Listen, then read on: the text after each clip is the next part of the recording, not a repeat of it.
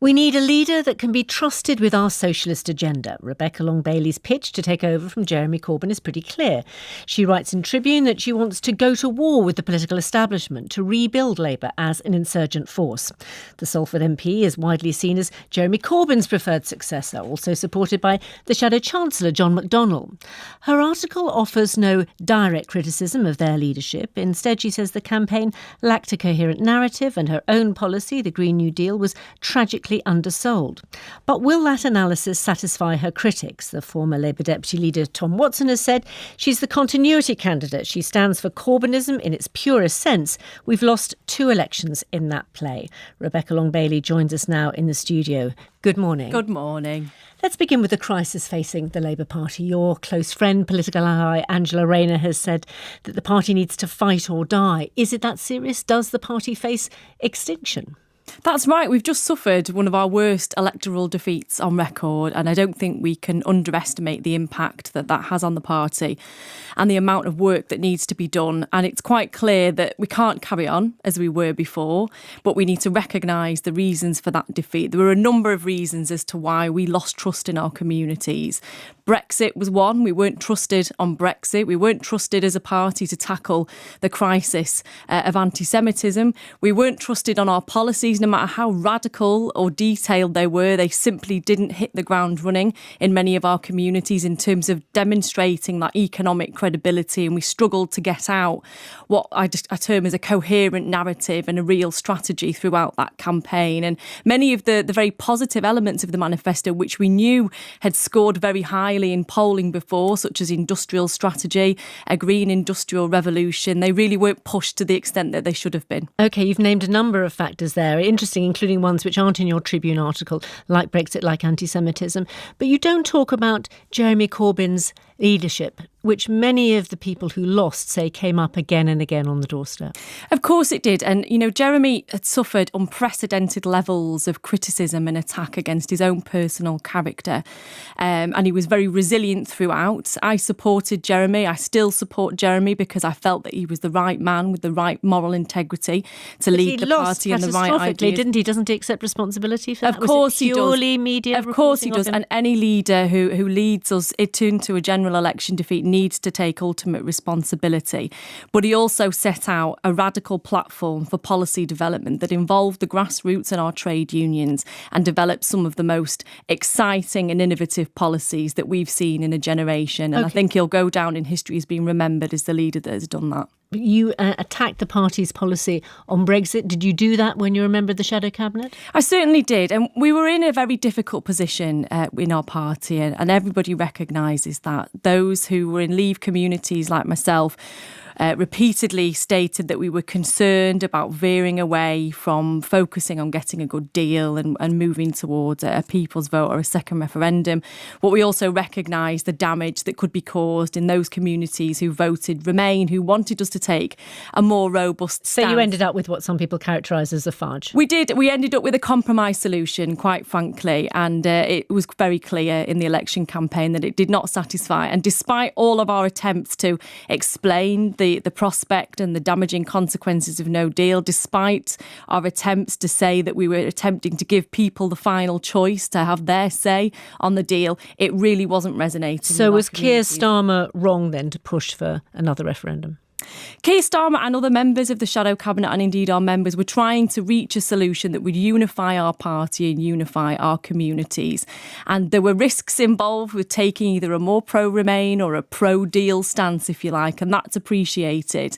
But my concern, certainly from where I'm from in Salford, was that we were losing trust with our communities who voted Leave because they were very clear in that they wanted the Brexit issue resolved as quickly as possible.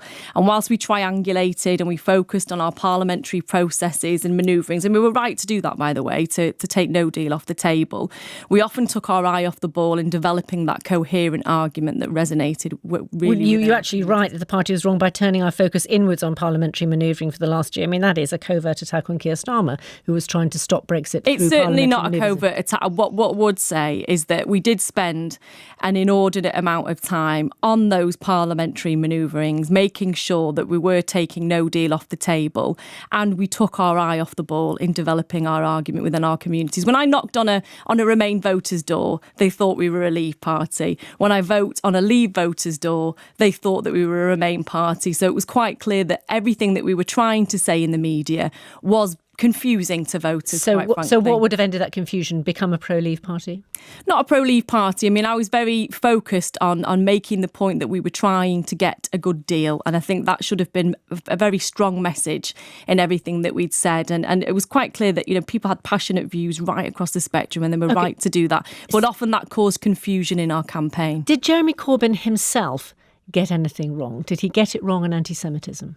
We weren't strong enough on anti-Semitism, and I've been quite clear about that before. I think that we have made... But did Jeremy Corbyn himself get that wrong? Well, he ultimately has to take responsibility as the leader of the party. He has to lead, and I think he has apologised, and there are things that should have happened far quicker. We should have sped up our processes. We should have listened to Jewish communal organisations and involved them, and now we're in a situation where trust has been completely broken, and the new leader, whether that's myself or any of the other candidates, has to rebuild that trust very quickly, and we have to make robust proposals. Some of the things that I've talked about previously were quite clear, and I'd hope all the candidates were quite clear that we have to adopt all of the recommendations of the EHRC when they come back shortly. An independent process is also something that needs to be strongly considered. Were you arguing for all of this behind the scenes at the time? I was indeed, yes. Let's look at some of the policies that you yourself would advocate. You're critical of the Labour Party putting a slogan on mugs which read "No controls on immigration." Does that mean that you actually believe in no immigration controls? I think we need to have a fair immigration system, but we can't nod towards quite dangerous politics. And I understand the reasons why that was done in the election campaign. And there are concerns, certainly within our party, that there are, elements that concern people about immigration policy within our community. But we do need, as a party, to make a stronger argument, because I don't think we've ever set out the economic case as to why immigration is a positive force for our country. I've heard many Labour politicians making that case, probably in the past 4 elections, actually. But when it comes to the kind of people who were tribally Labour, traditionally Labour, lots of them voted Brexit on the issue of immigration, and they want to know what your policy is going to be. And a fair immigration policy doesn't spell out very much. Do you want more controls or uncontrolled immigration? Well, many people within our communities who may have voted on that basis voted because they were under the impression that their local economy and their lives were detrimented by an influx of so-called migrants. Now, that just isn't the case. I have not seen any economic evidence to suggest that the influx of workers from any country across the world at the moment has depressed wages in any way. It is true that, and we've talked about the undercutting of workers' wages through policies that were implemented through the EU, and the Labour Party has been clear about changing the position on that. But we've also got to recognise the positive impact that immigration has on our NHS and our businesses, and how it's necessary to have that skill set and to bring people into the country to help our economy going forward. So do you believe in freedom of movement? This is the million-dollar question. We are leaving the European Union at the moment, so the premise of freedom of movement will end effectively. So whether we like freedom of movement or not, we're going to have a discussion within Parliament and within our party about what replaces that and what a fair immigration system a million-dollar question like. That I'm asking you, because you want to be the next Prime Minister. What do you think, should the freedom of movement that happened in this country under the EU, should it continue?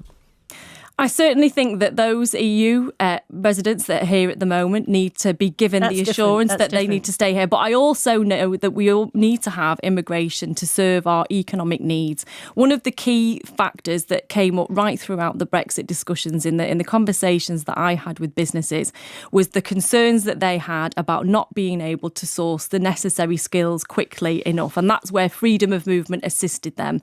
They could get the right people in very, very quickly and support their growing businesses, and that's necessary to ensure that we have that functioning economy going forward. You've talked in the past about progressive patriotism, and I wanted to explore a little bit about what that means. Would that mean, if necessary, that you would push the nuclear button? In terms of what I was alluding to in my article that I wrote over Christmas is that, we always talk about patriotism. Jeremy talked about patriotism before Christmas, about it being a need to support people within our communities. I've highlighted that right throughout our travels on our election campaign, there was one thing that became very, very clear, and that was people's sense of pride in their communities, where they lived, in their local institutions, in their lives. And some of them may include a strong defence policy on that, and we want to know whether you'll be prepared to use our nuclear deterrent.